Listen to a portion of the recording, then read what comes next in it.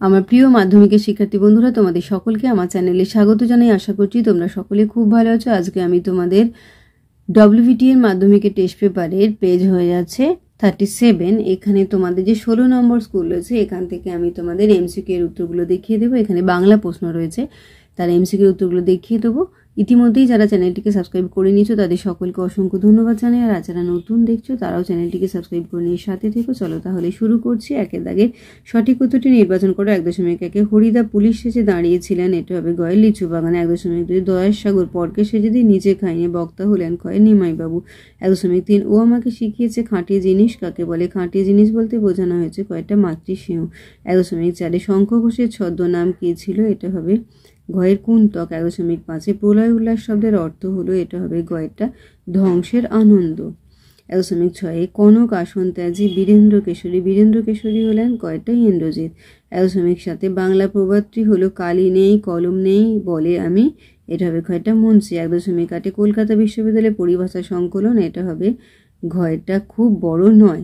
1.9 যারা ওস্তাদ কলমবাজ তাদের বলা হতো, এটা হবে গয়েরটা ক্যালিগ্রাফিস্ট। 1.10 ব্যুৎপত্তি অনুসারে কারক শব্দটির অর্থ হলো, এটা হবে ক্ষয়ের যে করে। 1.11 ছেলেরা ফুটবল খেলে। রেখাঙ্কিত পদটি কারকের দৃষ্টান্ত, এটা ক্ষয়ের করণ। 1.12 কোনটি নিত্য সমাসের দৃষ্টান্ত, গয়েরটা যুগান্তর।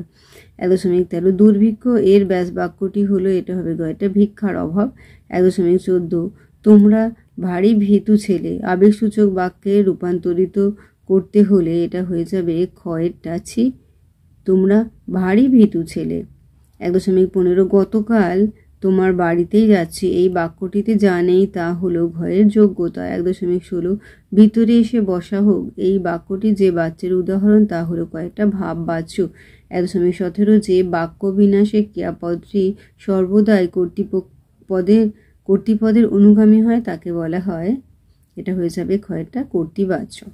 তাহলে আমার প্রিয় মাধ্যমিকের শিক্ষার্থী বন্ধুরা, আজকে তোমাদের আমি ডব্লিউবিটি এর মাধ্যমিকের টেস্ট পেপারে 37 পাতাতে যে 16 নম্বর স্কুল রয়েছে সেখানে বাংলা প্রশ্ন থেকে আমি এমসিকিউ এর উত্তরগুলো দেখিয়ে দিলাম। আশা করছি সকলেই বুঝতে পেরেছো। ভিডিওটি দেখার জন্য তোমাদের সকলকে অসংখ্য ধন্যবাদ জানাই। ভালো লাগলে লাইক করো, কমেন্ট করো, বন্ধুদের মধ্যে শেয়ার করো। আর আগামী দিনে নতুন নতুন ক্লাসগুলো পাওয়ার জন্য অবশ্যই চ্যানেলটিকে সাবস্ক্রাইব করে নিয়ে সাথে থেকো। তোমরা সকলে খুব ভালো থেকো।